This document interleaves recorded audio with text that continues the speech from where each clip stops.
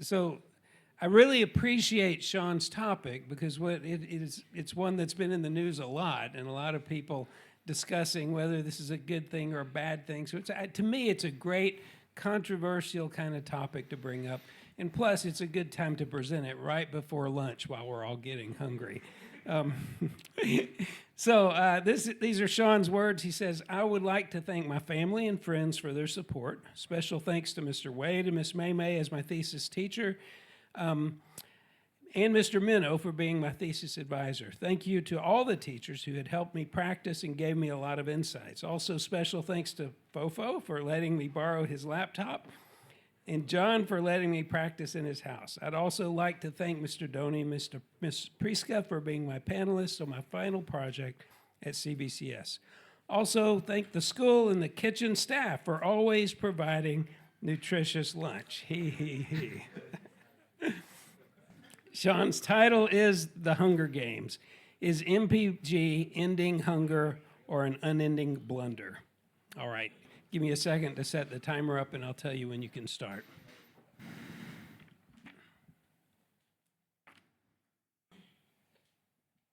All right, you can start when ready. Look at the person sitting to your left and the person to your right. In this room, we assume that our success is determined by how hard we study for the next exam, how hard we try to increase and maintain our grades. We believe in merit, and we assume that everyone starts at the same level, where effort is the only variable. Because thankfully, we are always provided a fully nutritious lunch at school. Maybe some of you think, it's just a lunch, it ain't that big of a deal. But for many students out there, lunch is a luxury. Outside this room, the world owes no one nothing. We often speak of our youth as the seeds of Indonesia's future, waiting to blossom into Generasi Emas 2045. Unfortunately, many of these students have no choice but to grow in barren soil. And this barren soil is equivalent to hunger and malnutrition problems, which threaten to dim their cognitive potential permanently. If we expect to reap a harvest of innovation and economic prosperity, we must first be willing to nourish the roots. The school feeding Makan Bergizi Gratis program represents this essential investment, which serves as a vital intervention to ensure that these seedlings grow into a healthy and productive generation. Organized school meal programs have been around since 18th century Europe, when educators observed that many students learn in a state of hunger, causing them to lose focus. Charities and individuals in countries like England and France began giving free or low-cost meals to underserved children to combat malnutrition. Eventually, the government also got involved, such as in the US, when President Truman created a federally funded school lunch program after malnutrition became a threat to the nation's security and productivity.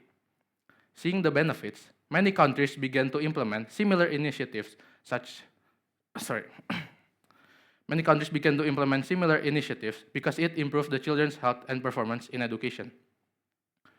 Today, Indonesia is facing a challenge as the world's fourth largest population, housing over 287 million people as of May 2026. Indonesia has entered a demographic bonus phase where more than half of the population is at a productive age, and it will peak at 70% in around 10 years. While other countries have taken advantage of such conditions to boost their per capita income, Indonesia's stunting prevalence of 19.8% is threatening this potential. According to the World Health Organization, any country with a stunting prevalence above 20% faces a major crisis, meaning that Indonesia is currently sitting on a dangerous line. The root of this problem lies in poverty and inequality. Around 60% of Indonesians fall into the poor category based on the upper middle income threshold. Because of these economic pressures, many families are forced to rely on cheap, nutritionless processed foods such as instant noodles. These foods are composed almost entirely of starch, MSG, and oil, providing enough calories to survive but not sufficient nutrients to support a growing brain. To address these issues, the Indonesian government allocated 71 trillion rupiah as a starting fund to Badan Gizi Nasional in order to launch the Makan Bergizi Gratis program in early 2025. However, this program must cover a vast landscape, as there are over 439,000 schools in Indonesia, serving more than 53 million students. This program is devised with the purpose of ensuring that all Indonesian students, toddlers, and pregnant mothers have access to balanced nutrition in order to support optimal physical growth and cognitive development. If this investment is necessary because of the triple burden problem, a condition where malnutrition, micronutrient deficiency, and obesity coexist within the same population, most of which is caused by food insecurity. Food insecurity is the condition of lacking access to a sufficient amount of high-quality, affordable food. If this government does not intervene, then the cycle of ignorance and poverty will continue to affect the students' well-being and permanently limit their human capital. There is a saying that goes, give a man a fish and you feed him for a day. Give a man a fishing rod and you feed him for a lifetime. However, a starving individual often lacks the physical and cognitive energy that is required to learn a new skill. If this program happens to be discontinued, then how will the improvement of children's nutrition and satiety be sustained? How are they supposed to focus on academics if their basic needs aren't even fulfilled? Hence, Indonesia should support the MBG program for 3 reasons. First, the MBG program improves children's health and performance in education. Second, the MBG program boosts the local economy and strengthens human capital growth. Third, the MBG program is a justifiable and a necessary government intervention. The first reason to support the MBG program is that it improves children's health and performance in education, which is a crucial foundation of Indonesia's future. We must understand that stunting is not merely a matter of height, but the serious developmental crisis that hinders brain development and cognitive growth. Even with recent improvements, our stunting prevalence of 19.8% is well above the target of 14.2% set for 2029.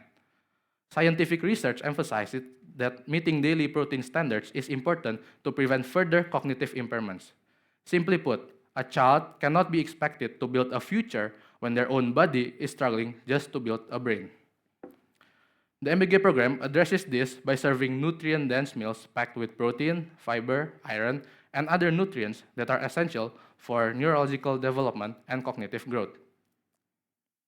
Without this, students face cognitive delays that act as a time thief, silently robbing them of focus and leaving them up to 2 academic years behind their peers.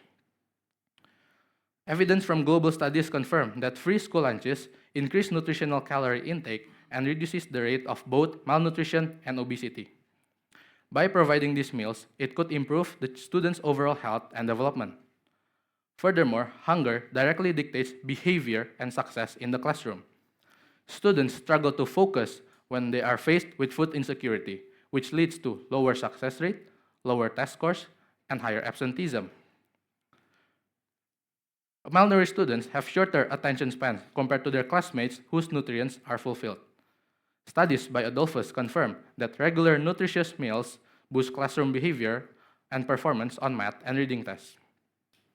A global analysis of PISA test data taken from 65 countries found that severely food-insecure students are lagging behind their food-secure students by 2 academic years. With this problem, investing in world-class teacher or advanced technology is like trying to run a high-performance engine on an empty tank. It doesn't matter how expensive the machinery is or how skilled the driver is, it will never reach its potential without the right fuel. MBG also serves as a great equalizer. In many areas, low-income families rely on cheap, nutritionless processed foods that are calorie-dense but nutrient-poor, leading to a higher risk of obesity and lower academic achievement. A US study found that junk food consumption in 5th grade predicted lower grades for math and reading tests by 8th grade. In contrast, a study in China showed that free school lunches programs significantly boosted test scores for rural and disadvantaged students. By providing the same balanced meal to every child, MBG also removes the stigma of being underprivileged and ensures that a child's cognitive development and academic performance is not determined by their family's wallet, but by their effort. The second reason is that MBG strengthens Indonesia's economic growth and human capital over the long term. Economic development depends on the productivity of the people, not just infrastructure. Indonesia is currently in a demographic transition, but this bonus only becomes a benefit if the workforce are healthy and educated. Without this, it becomes a demographic burden instead. Malnutrition in early life leads to reduced cognitive development and physical work capacity in adulthood, which further limits future earning potential and also national productivity.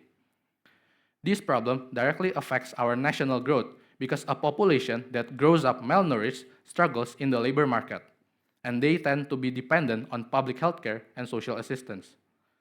By fulfilling nutritional needs now, MBG prepares a more healthier and a more productive workforce. This turns our demographic bonus into a high-yield economic asset rather than a liability. Beyond the future, MBG boosts our domestic economy by supporting local smart farmers and small businesses. A national meal program creates massive, consistent demands for rice, eggs, vegetables, and other supplies. When sourced domestically, this provides a stable income for the 32% of Indonesians who depended on agriculture for a living. MBG also empowers micro, small, and medium enterprises. An example can be taken from a local MSME owner named Jane Katang.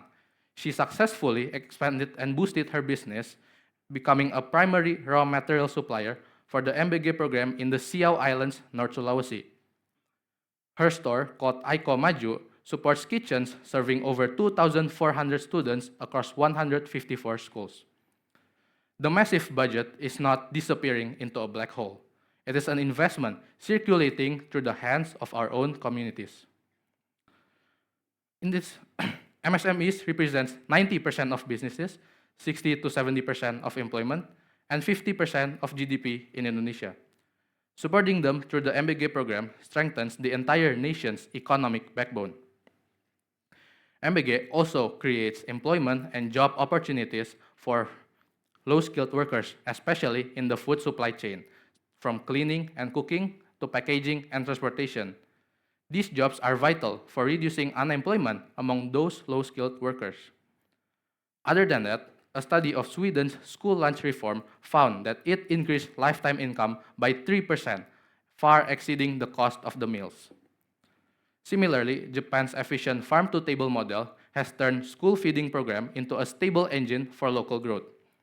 Investing early in life produces the highest return because it enhances the skills that last throughout the life cycle, which is why we must view this as a high-yield investment. The third reason to support the MBG program is that government intervention regarding this issue is justified both economically and legally. The crisis of child nutrition cannot be solved by the market or poor households alone, especially with Indonesia's extreme economic inequality. Indonesia is ranked as having the 6th greatest wealth inequality in the world, with the top 10% controlling about 60% of the national wealth. This gap is so extreme that the 4 richest individuals in Indonesia possess more wealth than the poorest 100 million people combined. Expecting families in poverty to resolve nutrition deficit ignores the structural barriers that they face.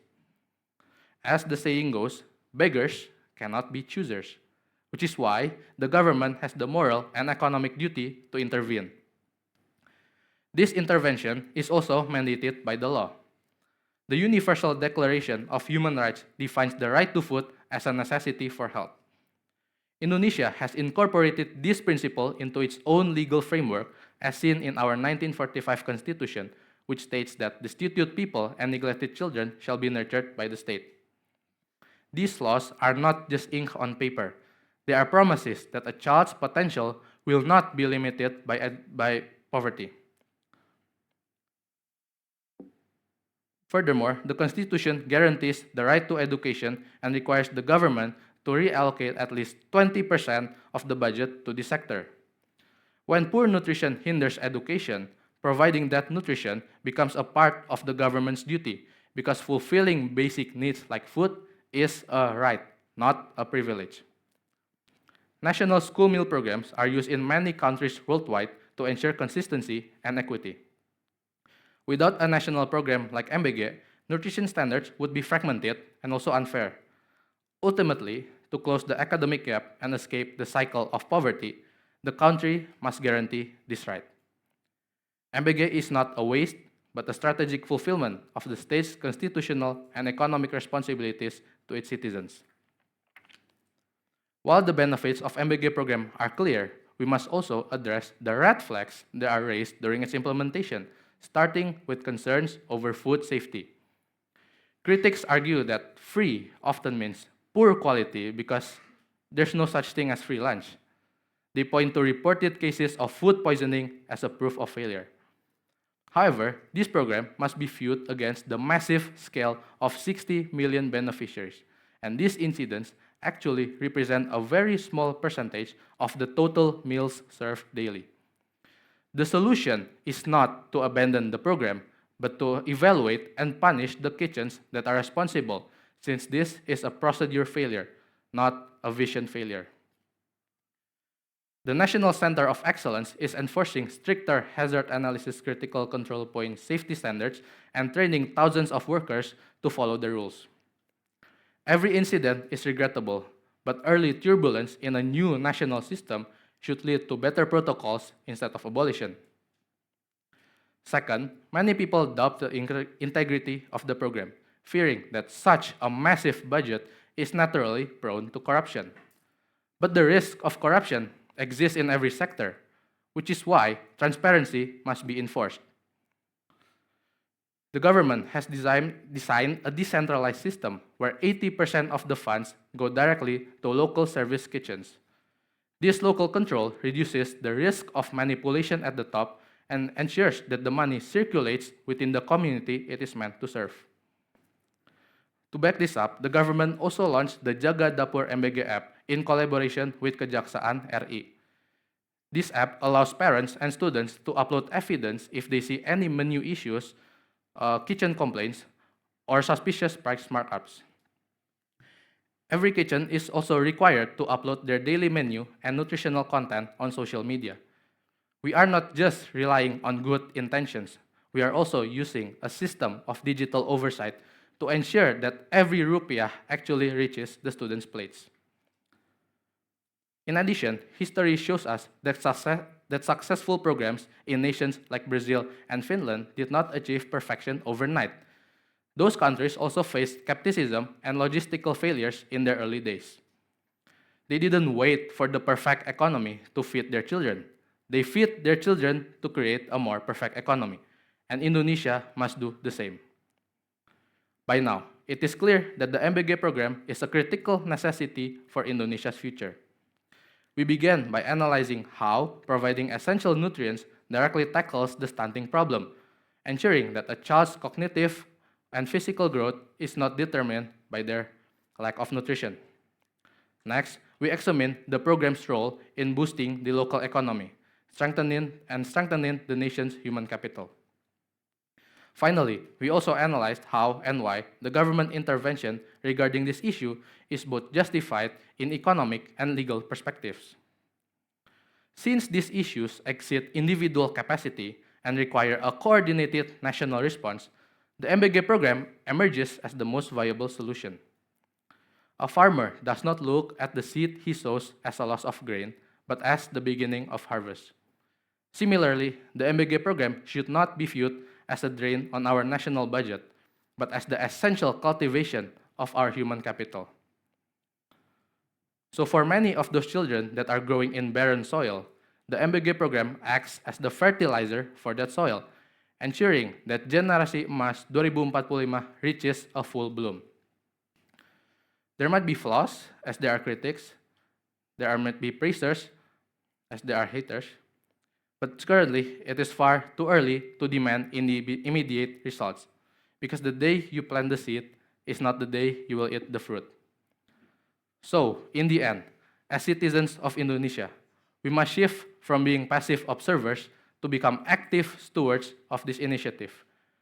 We must demand transparency in the program's implementation and ensure that every rupiah actually reaches the students' meals, and that those meals should always be nutritious and high quality. We can give suggestions and criticisms But we should not call for the program to stop. Give this program some time to grow as we guide its path toward perfection. After all, investing in human capital is never cheap, but always worth it. Thank you.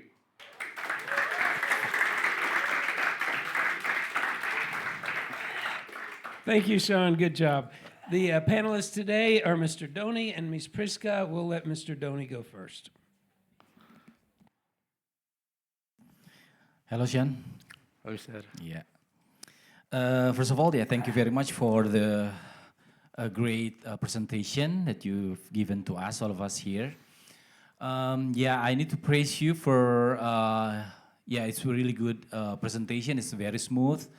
And overall, you could deliver every reasons or your findings in your research kind of great and smooth. Okay, congratulations. Seeing you here, yeah, speaking English fluently, you use all the rhetorical parts so smooth. Okay, so congrats. Yeah, I also appreciate the way you pick this topic about the MBG. Yeah, MBG. Again, this is a sensational decision by the government under Prabowo. Okay. Yeah, so let's discuss it right now. Yeah. Okay. Again, my simple question: why do you want to take this topic? Because you don't even get the MBG, right? Because you pay the food. I mean, your parents pay for the food also. Why? Thank you, Mr., for the question. So the reason why I chose this topic is because apparently this topic is very controversial and it's like a relevant and relatable topic because it is currently happening and there are always news about this topic. And I see that some people judge this topic based on only one negative news or one good news without actually finding out or doing research about what happens behind this program, and which is why I became interested in this topic. Okay, thank you very much. Okay, yeah. So that from your paper that you wrote here, I forget this is the first or the second reason, but you mentioned about that the MBG here answering the equality for education for the students for yeah. So what I mean is that dealing with the malnutrition that you mentioned earlier, and also the correlation with the equality. Okay, so did you know that in what province in Indonesia that gives the most number of malnutrition or a poor quality of nutrition? So the areas in Indonesia with the highest stunting rate are NTT with 37%, West Sulawesi with 35.4%, and Southwest Papua with 30.5%. Okay. But the areas with the highest numbers of stunted children are West Java, Central Java, and East Java, starting from 638,000, ranging until 430,000 children. Yeah, so that my question is that why do you still call it as equality if, let's say, the malnutrition happen concentrated in NTT only, or perhaps the areas in the east of Indonesia? Yeah, the number before that you mentioned about West Java or Central Java, maybe because of the population in West Java and also Central Java is like, let's say, the numbers are the most in Indonesia. What I mean is that why do you think that the country not only focus on the malnutrition happen in, let's say, NTT only or Papua only? Why it has to be equalized to the whole nation?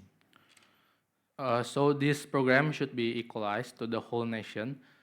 First of all, again, to ensure equity so that every student can get these nutritious meals.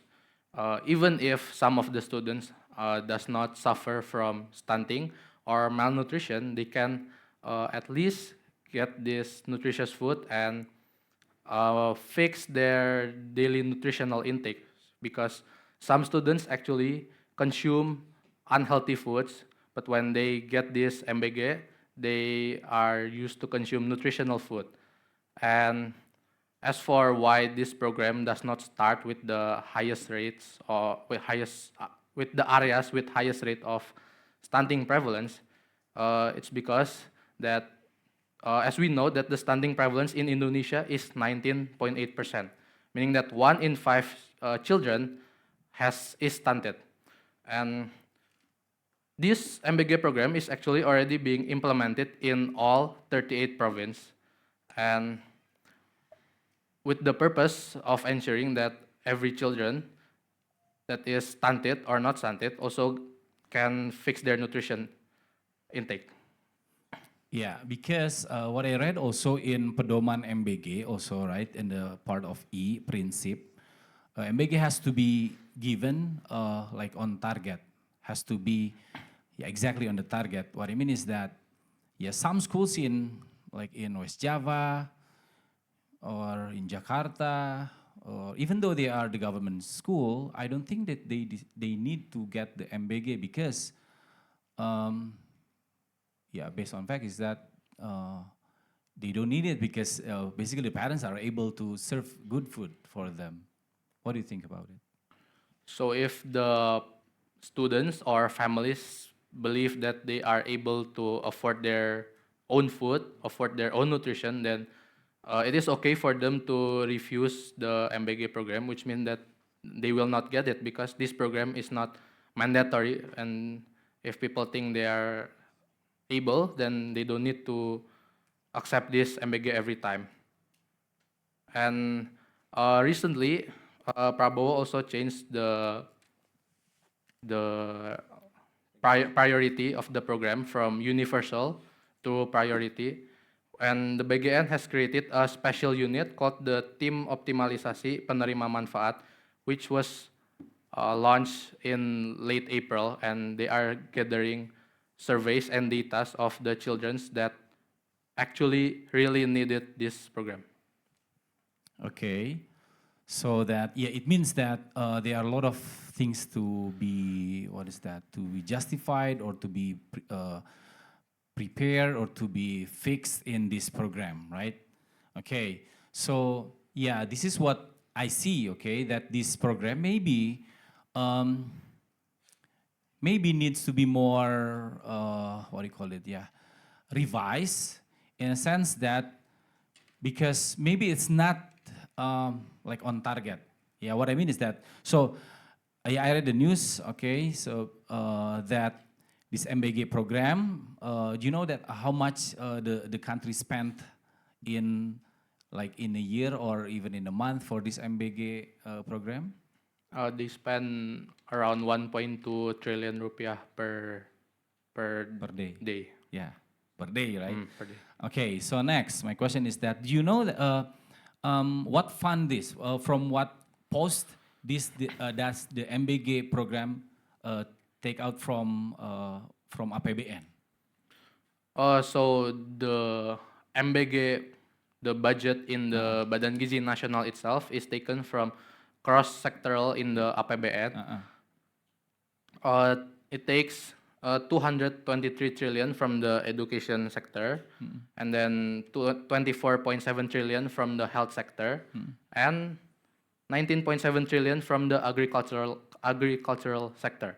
The education sector is taken because these food are directed for students who are in school in order to help them with their health and also academic performance.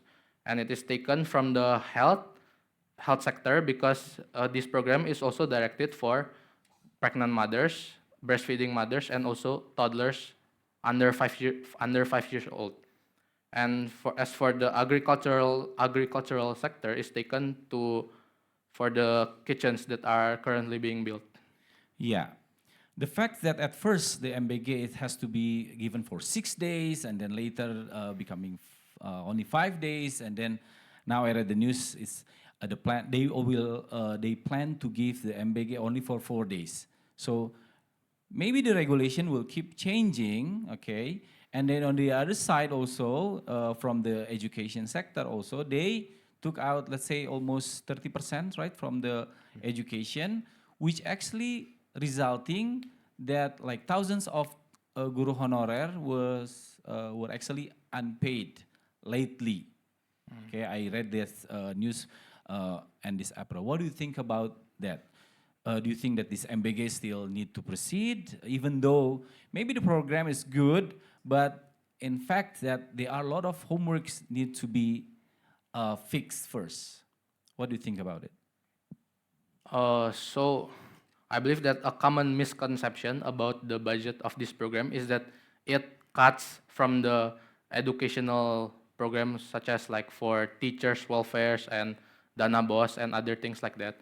But the MBG budget doesn't actually cut from the other educational funds for like teacher salaries and stuff like that because uh, the educational budget this year is at an all-time high, which is the largest in history. And even the portions or the budgets for the teachers' welfare has increased since last year. So actually, the teachers' welfare budget and then Dana Boss and then for school renovations and other scholarships also has been increased. Okay, we need to move on to Ms. Priska.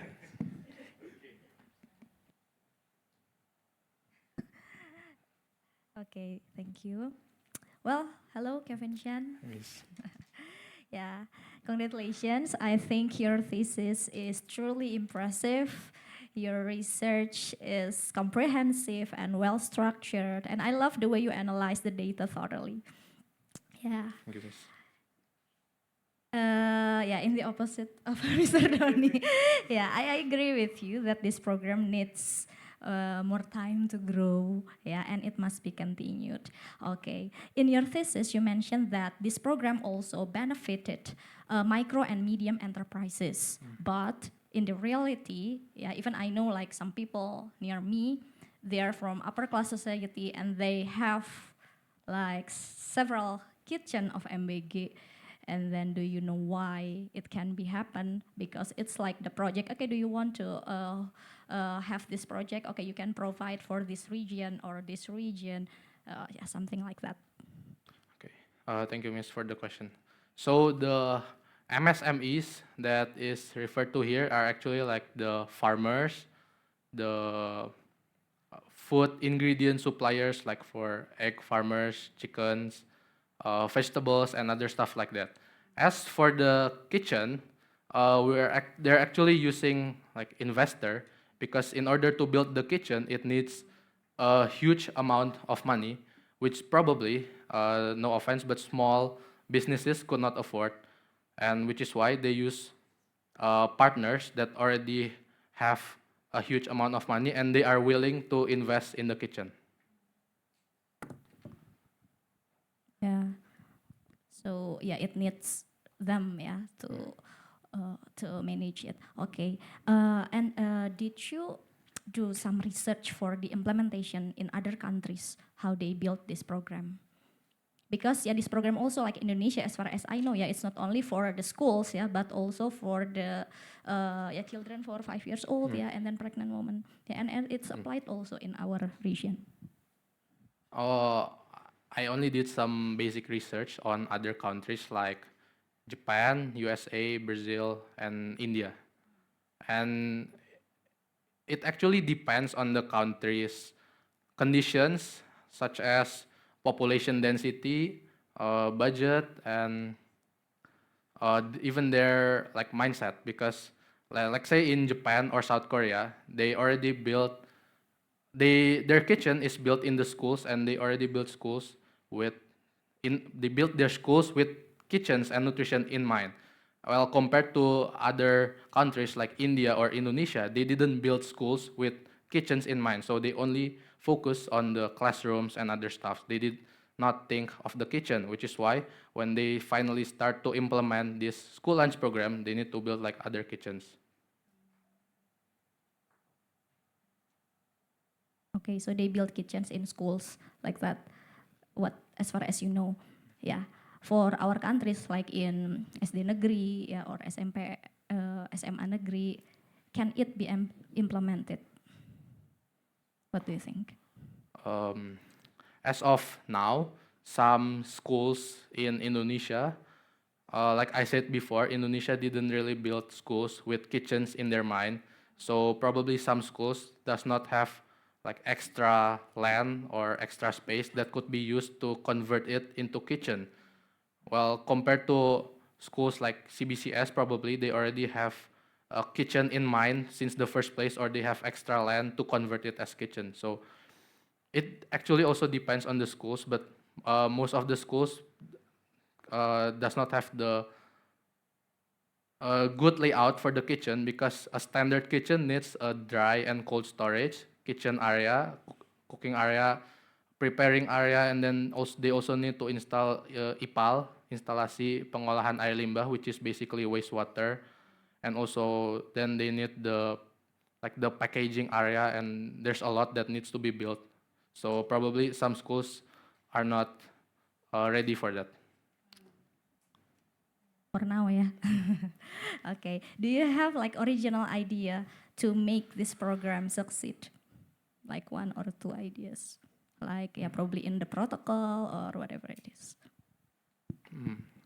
So if I could contribute to this program, I'll just basically just enforcing stricter standards to reduce the risk of poor quality or food poisoning and stuff like that, and also making the budget transparency so that the public can see it and they can have the trust, and the kitchen and the BGN can have the trust of the public because they can see where the budget goes, where it's being used, and there will be no amount of money that goes to the personal pockets of the BGN. Thank you so much. Okay, thank you, Miss. Okay, I think Mr. Donny still had some questions. No, do you have some really? Because we can keep going that way. So let me find some from your peers.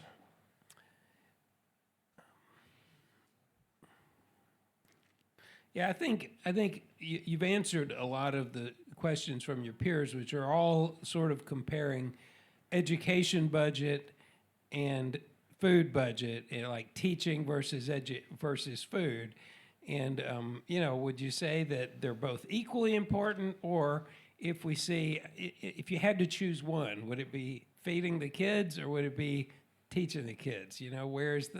How do you determine what's more important? So I did not once mention that nutrition is more important than education, or that education is more important than nutrition. I believe that both nutrition and education are important. They are both two sides of the same coin, and it is important for the development of Indonesia's future. But if it were to be prioritized, then it would be nutrition first, because according to Maslow's hierarchy of needs, which is like a pyramid, it just like how a pyramid is built, it starts with humans' physiological needs such as food, water, sleep, and then it goes up into safety and then esteem, and then at the top you can, after all the other needs are fulfilled, you can finally focus on innovation and things like critical thinking. So before everything, the foundation needs to be nutrition and food. Yeah, good answer. So, you have a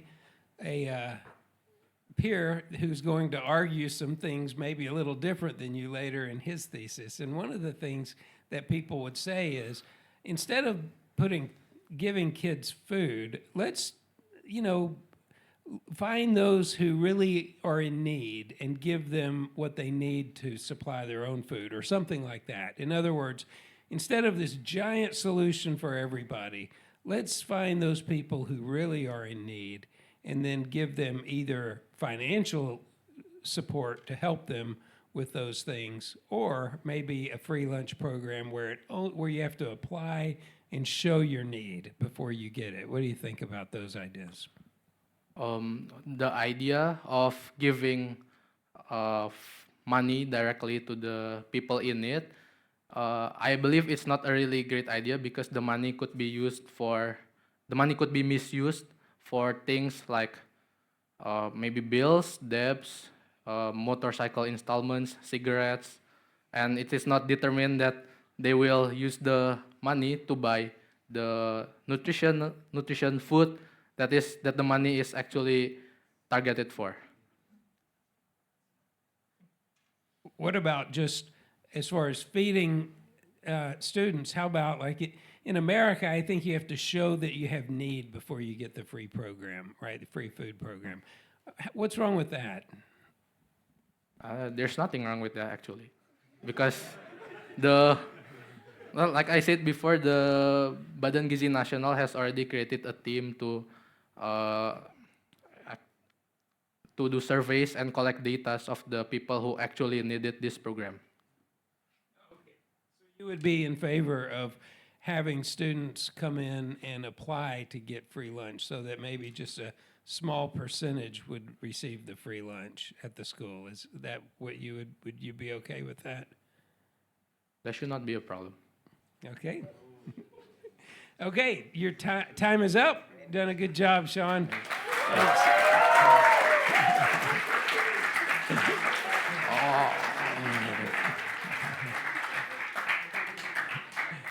Okay.